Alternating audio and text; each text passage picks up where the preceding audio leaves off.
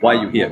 Well, I'm here to support freedom and justice. And Julian, I mean, it is quite outrageous that this man, who's done absolutely nothing wrong, has been persecuted for many, many years, over 15 years, 5 of those in Belmarsh prison. I had the opportunity to visit Julian last September in Belmarsh, and it beggars belief. My emotions at the moment are between sadness and anger that this man, who's not been charged with anything, not done anything wrong, has been persecuted in the manner that he has. And it's shameful that the British media hasn't covered this more, because this is about freedom of speech. Yes.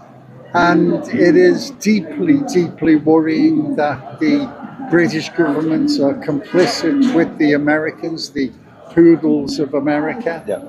And of course, what this is really all about is the American establishment, the global establishment, making it clear that they will not be accountable for anything they do. As far as America are concerned, the globe belongs to them. They will roam around it and do whatever they like, criminal behavior, and they're effectively saying nobody has the right to challenge us or to hold us to account. And that's why they've persecuted Julian for so long. It's to send a message to everybody else, to other investigative journalists, that if they believe for 1 second they should get involved in looking for things, then think again. So it's about making an example of Julian. It's very much about an example. And, you know, Julian is supported by literally millions of people throughout the world. And yet, of course, the establishment are deaf to those voices asking for justice and fairness. So I've been supporting this campaign for a very, very long time, and we just have to keep fighting and just keep hoping and believing that justice will prevail.